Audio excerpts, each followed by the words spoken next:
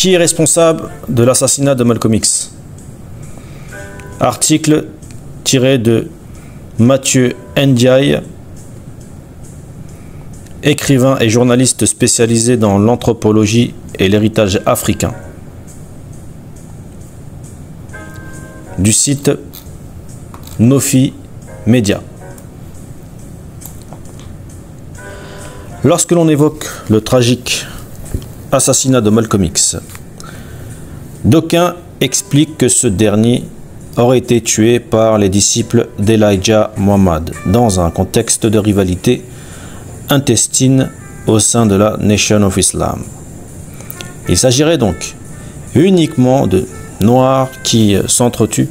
En réalité, la vérité au sujet de la mort d'Al-Hajj Malik al-Shabazz semble bien plus complexe que cela.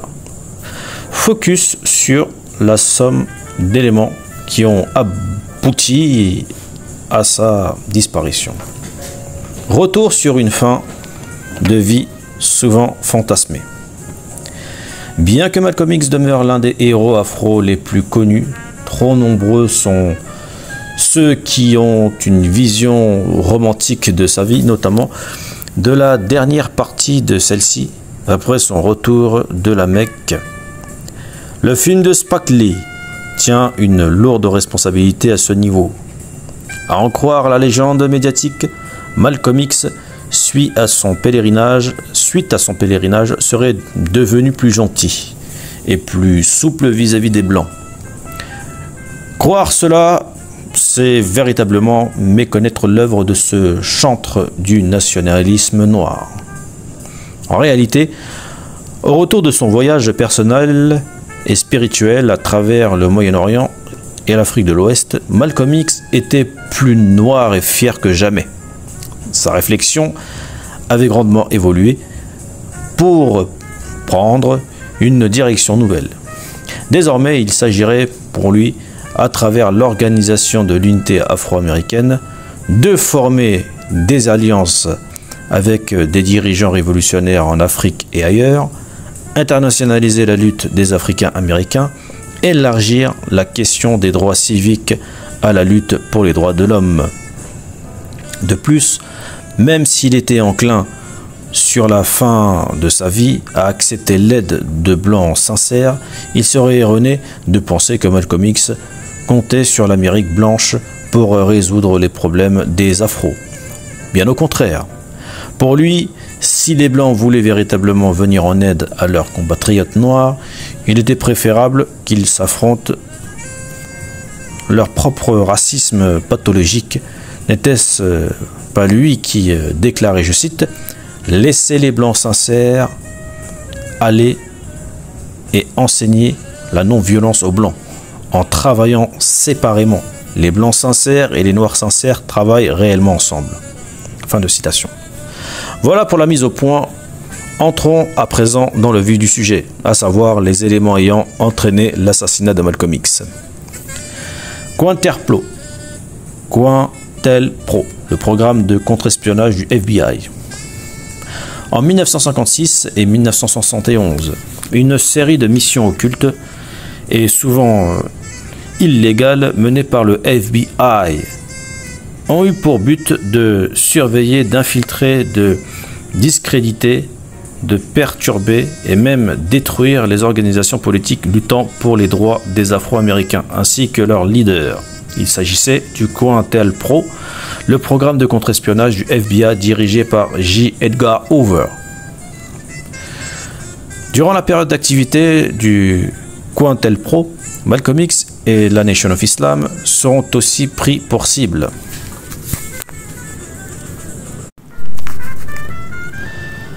De nombreux documents déclassifiés démontrant que le FBI œuvrait activement à élargir la faille entre Malik Shabazz et Elijah Muhammad en suscitant des débats acrimonieux au sein de l'organisation.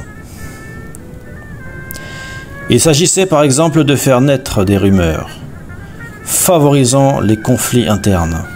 Le FBI avait infiltré la Nation of Islam jusqu'au plus haut poste de l'organisation dans les derniers mois de sa vie. J. Edgar Hoover, alors directeur du FBI, craignait plus que tout que Malcolm X ne succède à Elijah Muhammad à la tête de l'organisation politico-religieuse.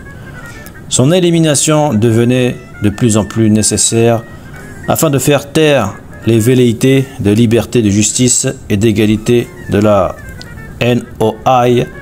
Cela est d'ailleurs confirmé par un fichier COINTELPRO affirmant que, je cite, « Le secret de la désactivation du mouvement la Nation of Islam se trouve dans la neutralisation de Malcolm X. » Fin de citation.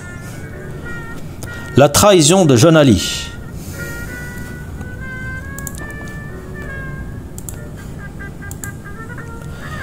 Il y a eu sujet de la mort de Malcolm X. Un nom que l'on oublie bien trop souvent de mentionner. Il s'agit de John Ali. Ce dernier, dont on sait peu de choses, était un proche de Malcolm X. Celui qui deviendra le numéro 2 dans l'organisation de la Nation of Islam en 1963 fut le conseiller, l'ami et même un temps le colocataire de Malcolm. Ne pas évoquer le secrétaire national de la Nation of Islam dans l'affaire de la mort de Malcolm est symptomatique d'un manque de connaissances à ce sujet. D'autant que lorsque le dirigeant historique de l'organisation tomba malade, c'est John Ali qui en prit la direction. Quelle meilleure place que celle-ci pour le jeune opportuniste quand il s'est agi de collaborer avec le FBI et de nuire à Malcolm X.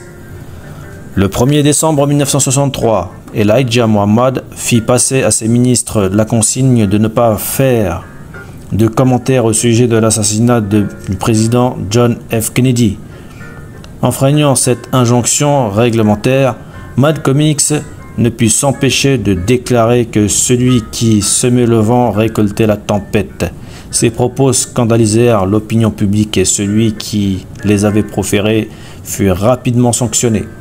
Malcolm X écopa de la traditionnelle interdiction de 90 jours de prendre la parole publiquement. Même si Malcolm X avait conservé son poste de porte-parole national de la Nation of Islam, les rapports tendus entre lui et son mentor Elijah Muhammad se transformèrent en séparation pure et simple, en exacerbant les tensions entre les deux hommes. John Ali y avait soigneusement préparé le terrain. Ainsi, le 8 mars 1964, Malcolm X quitte officiellement la Nation of Islam et déclarera quelques jours plus tard, je cite, « Les officiels nationaux ici, au siège de Chicago, savent que je n'ai jamais quitté la Nation of Islam de ma propre initiative. Ce sont eux qui ont conspiré avec le capitaine Joseph ici à New York pour me forcer à quitter la nation afin de sauver les officiels nationaux et le capitaine Joseph de la disgrâce d'avoir à s'expliquer, de m'avoir évincé. J'ai annoncé par voie de presse que j'étais parti de ma propre initiative. Je n'ai pas pris la faute sur moi pour protéger ces officiels nationaux, mais pour protéger la foi que vos fidèles ont en vous et en la Nation of Islam. » Fin de citation. Poussé vers la sortie par les instances dirigeantes de la Nation of Islam, il sera ouvertement menacé par John Ali qui dira, je cite, « Quiconque s'oppose à l'honorable Elijah Muhammad met sa vie en danger. » Fin de citation. Lorsqu'après son départ de la Nation of Islam, Malcolm X s'envole afin d'effectuer son pèlerinage à la Mecque, l'organisation religieuse de Muslim Mosque in Sea, qu'il avait fondée le 12 mars 1964 et infiltré afin de fournir des informations sensibles au FBI et à la CIA. Même l'un de ses gardes du corps, Gene Roberts, était en réalité un agent du NYPD. Le service de police de la ville de New York. Cela ne fait aucun doute, Malcolm X était l'homme à abattre pour l'oncle Sam. L'oncle Sam voulait sa peau et Malcolm X en avait pleinement conscience puisqu'il confia à l'un de ses proches, je cite, « Nos musulmans, la Nation of Islam, n'ont pas les ressources nécessaires pour financer un réseau mondial d'espions. » Fin de citation. Par ailleurs, ce que l'on oublie souvent de rappeler, c'est que Malcolm X a été la cible d'une tentative d'assassinat lors de son séjour au Caire. Il avait reconnu alors qu'il dînait dans un restaurant un serveur qu'il avait déjà vu à New York. Cette rencontre malheureuse se termina à l'hôpital pour un lavage d'estomac. Les jours de Malcolm X étaient comptés et il le savait puisqu'à nombreuses reprises, il avait demandé une protection policière qui lui sera bien évidemment refusée.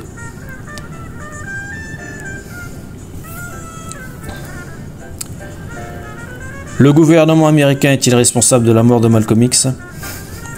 Outre la tentative d'empoisonnement du Caire dont fut victime Malcolm, celui du Caire face à plusieurs tentatives d'assassinat. La situation était tellement tendue que lorsque Malcolm X s'est vu refuser l'autorisation d'entrer en France, le journaliste Eric Norden a appris d'un diplomate que, je cite, « La CIA prévoyait le meurtre de Malcolm et la France craint qu'il soit liquidé sur son sol. » Fin de citation. Quand la maison de la famille Shabazz fut incendiée le 14 février 1965, lui et sa famille purent s'échapper en toute sécurité. Lorsqu'on découvrit qu'un pompier avait laissé une bonbonne de gaz sur les lieux afin de faire penser à un accident domestique, il n'y avait plus aucun doute, son arrêt de mort venait de plus haut, la Nation of Islam. Au final, l'organisation politico-religieuse africaine-américaine fondée en 1930 fut elle aussi manipulée par les autorités US afin d'orienter le zèle et l'ignorance dans les rangs de la Nation of Islam contre Malcolm X et ses suivants. Il s'agissait pour les États-Unis de créer l'atmosphère qui permettrait l'assassinat de l'activiste. Aujourd'hui encore, la Nation of Islam souffre des stigmates laissés par cette douloureuse période. Même Gene Robert, l'agent infiltré du NEPD, qui a force de le suivre dans ses nombreux déplacements, avait fini par sympathiser avec Malcolm, l'avait averti d'une potentielle tentative d'assassinat mise au point par ses supérieurs prévue le dimanche 21 février 1965. C'est justement la date à laquelle Malcolm X fut assassiné dans la salle de bal de Bowdoin. Lorsque Léo Amir, un assistant de 32 ans de Malcolm, se rendra au FBI 10 jours après l'assassinat afin de livrer sa version des faits, il parlera aux forces de l'ordre d'un complot impliquant le gouvernement. Ce sera là sa dernière erreur puisqu'il sera retrouvé mort quelques jours plus tard dans son appartement de Boston. On a tout d'abord conclu à un suicide, puis à une overdose avant de parler de cause naturelle. Alors que la mort de Malcolm X est souvent décrite comme une affaire de rancune et de jalousie, il est indéniable que les causes de sa disparition sont nettement plus profondes que cela. Ainsi, ces nombreuses preuves attestent que le gouvernement américain a été lourdement impliqué dans sa mort.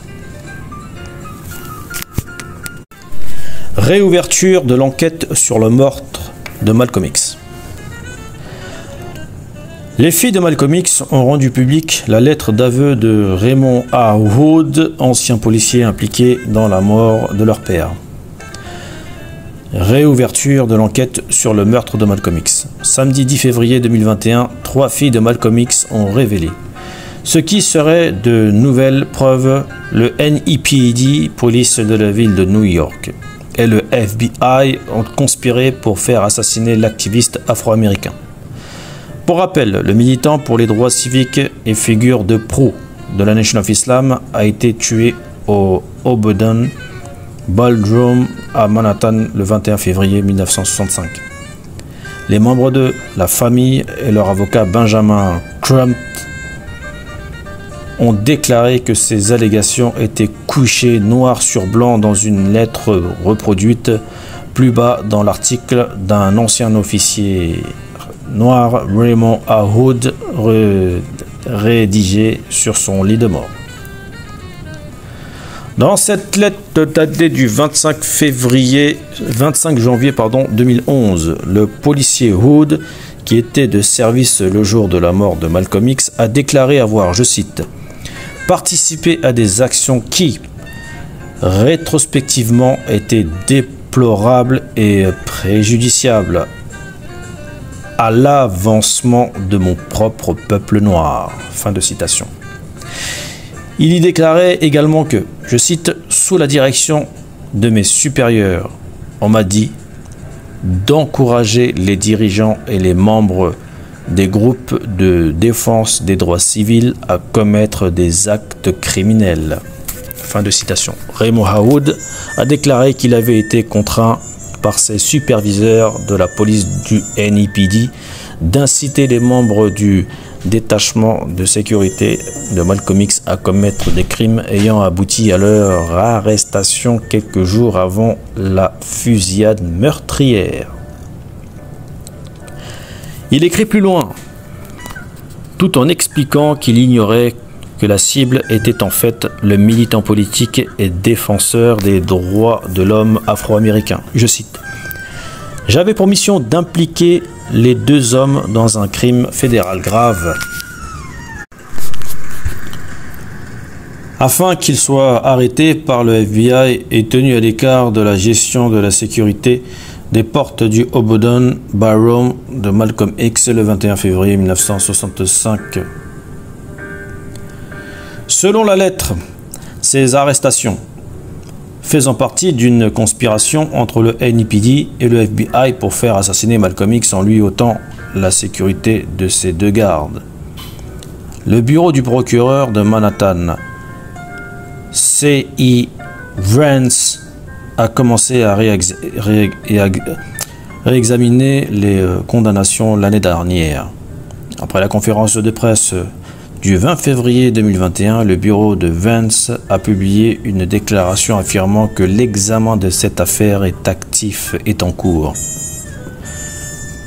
Le NYPD a également déclaré avoir fourni au procureur tous les documents disponibles relatifs à cette affaire et reste engagé à aider à cette révision de quelque manière que ce soit.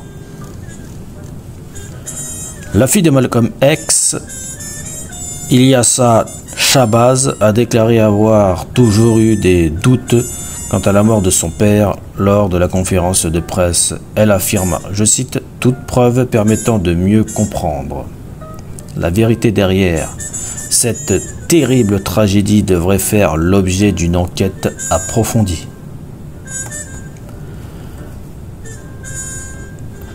Nofi vous propose la traduction de la lettre de Raymond A. Hood.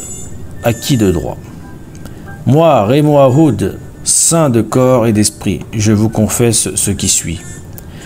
J'étais un policier noir infiltré dans la ville de New York d'avril 1964 à mai 1971. J'ai participé à des actions qui, rétrospectivement, étaient déplorables et préjudiciables à l'avancement de mon propre peuple.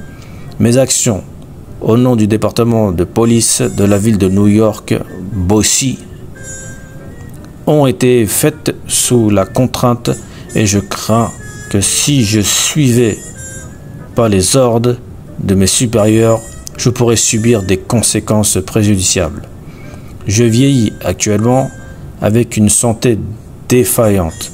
J'ai récemment appris le décès de Mr. Thomas Johnson et je suis profondément inquiet qu'avec ma mort, sa famille ne pourra pas le disculper après avoir été injustement convaincu du meurtre de Malcolm X. Les faits sont les suivants. Le 17 avril 1964, j'ai été engagé par la police de New York sans formation. J'ai été immédiatement affecté à l'unité d'enquête du Bossy, donc B-O-2-S-I, Mon travail consistait à infiltrer les organisations de défense des droits civils à travers la ville de New York pour trouver des preuves d'activité criminelle afin que le FBI puisse discréditer et arrêter ses dirigeants. Après avoir été témoin de brutalités répétées aux mains de mes collègues la police, j'ai essayé de démissionner, mais on m'a menacé d'arrestation en m'accusant de possession de marijuana et d'alcool si je ne respectais pas les consignes. Sous la direction de mes responsables, j'étais chargé d'encourager les dirigeants et les membres des groupes de défense des droits civils à commettre des actes criminels. L'idée du bombardement de la statue de la liberté a été créée par mes superviseurs manipulateurs. J'avais pour mission d'impliquer les deux hommes dans un crime fédéral grave afin qu'ils soient arrêtés par le FBI et tenus à l'écart de la gestion de la sécurité des portes de Obodon Barrow de Malcolm X le 21 février 1965. Le 16 février 1965, le complot de la Statue de la Liberté a été mis à exécution et les hommes ont été arrêtés quelques jours seulement avant l'assassinat de Malcolm. À cette époque, je ne savais pas que Malcolm X était la cible. Le 21 février 1965, on m'a ordonné de me rendre à Obodon Barrow. J'ai été identifié par des témoins en quittant les lieux. Thomas Johnson a ensuite été arrêté et condamné à tort pour protéger ma couverture et le secret du FBI de la police de New York.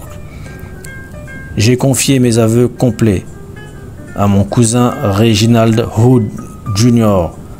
J'ai demandé que ces informations soient conservées jusqu'à mon décès.